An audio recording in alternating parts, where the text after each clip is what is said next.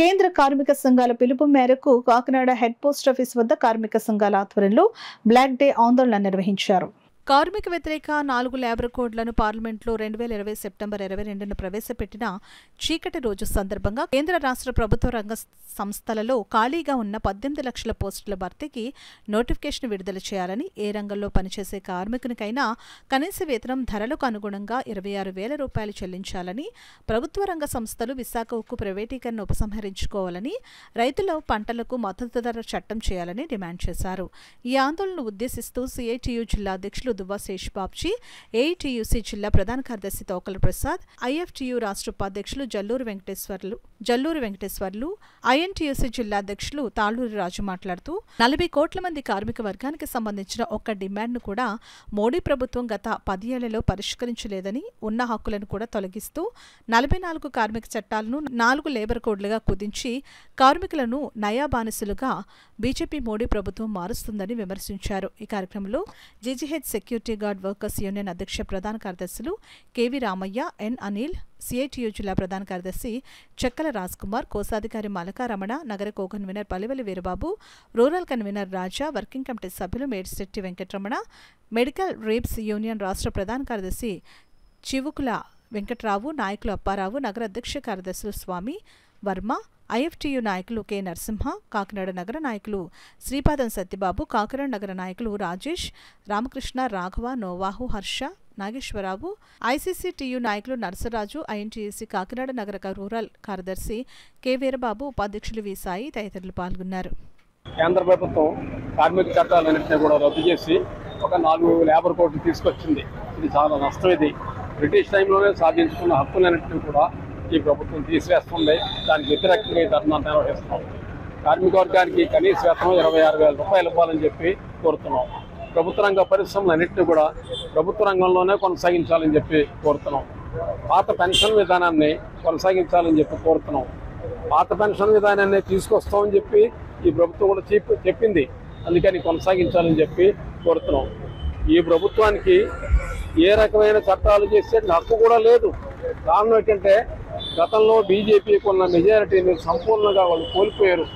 63 సీట్లు తగ్గిపోయినాయి. అందుకని వాళ్ళకి ఎటువంటి నైతిక హక్కు కూడా లేదు. వాళ్ళు ఏంటంటే తక్షణం వాటిని విరమించుకోవాలని కోరుతున్నాం. ఒకవేళ అలా పని వాళ్ళు చేయలేకపోతే నిన్ననే శ్రీలంక ఎన్నికల ఫలితాలు వచ్చాయి. ఇదే ఫలితాలు భారతదేశంలో కూడా పునరావృతం అవుతాయని అధికారంలోని కేంద్ర ప్రభుత్వం తప్పుకోవాల్సిన పరిస్థితి వస్తుందని చెప్పి తెలియజేస్తాం. ఒక చీకటి ప్రభుత్వంలో అంటే కరోనా టైంలో ఎవరో లేని సందర్భంలో కార్మిక సంఘాల ఆధ్వర్యంలో కూడా ఆందోళన చేయకుండా ప్రమాదకరమైన కరోనా సమయంలో పార్లమెంట్ లో పెట్టి ఇంప్లిమెంటేషన్ చేసింది ఈ కేంద్ర ప్రభుత్వం. దానికి నిరసనగా దాదాపు 2019-20 టైంలో ఇది పెడితే దాదాపు 4 సంవత్సరాలు అవుతా ఉన్నా ఇప్పటికీ దాన్ని ప్రతిదానం చేయలేదు. మేము ఒకటి అడుగుతున్నాం, అయ్యా ఇప్పటికైనా కేంద్ర ప్రభుత్వం ముద్దునిద్ర విడనాడి కార్మిక చట్టాలను అమలు చేసి 4 లేబర్ కోడ్స్ తక్షణమే రద్దు చేయాలని ప్రధాన డిమాండ్ గా మేము కోరుతా ఉన్నాం. ఈ లేబర్ కోడ్స్ వల్ల యూనియన్లు పెట్టుకునే అవకాశం లేకుండా పోతా ఉంది. కనీస వేతనాలు అమలు చేయడానికి హక్కు లేకుండా పోతా ఉంది. ప్రమాదాలు జరుగుతున్నా కూడా కనీసం నష్టపరిహారం కూడా చెల్లించలేని పరిస్థితి ఏర్పడుతుంది. అలాగే పరిశ్రమల్లో ప్రమాదాలు జరుగుతున్న లేబర్ డిపార్ట్మెంట్ కూడా తనిఖీలు లేకుండా పోతా ఉన్నది. అందుకని దయచేసి ఇప్పటికైనా 4 లేబర్ కోడ్స్ ని తక్షణమే రద్దు చేసి కార్మిక చట్టాలని అమలు చేయాలని చెప్పేసి కేంద్ర కార్మిక సంఘాలుగా ప్రధానంగా మేము డిమాండ్ చేస్తా ఉన్నాం. మోడీ ఏదైతే ప్రభుత్వానికి గద్దెలెత్తాడో, ఏ హామీలైతే ప్రజలకు ఇచ్చాడో ఆ హామీలను తొంగలో పెట్టి ఈ రోజు ప్రజల హక్కులను ఆరేస్తా ఉన్నాడు, కార్మికుల హక్కులను ఆరేస్తా ఉన్నాడు, రైతుల హక్కులను ఆరేస్తా ఉన్నాడు. ఈ రోజు అంబానీలకి అదానీలకి సేవ చేస్తూ తరిస్తా ఉన్నాడు. కార్మిక హక్కులను కాళ్ళు రాసి తరిస్తా ఉన్నాడు. దీన్ని తీవ్రంగా వ్యతిరేకిస్తున్నాం.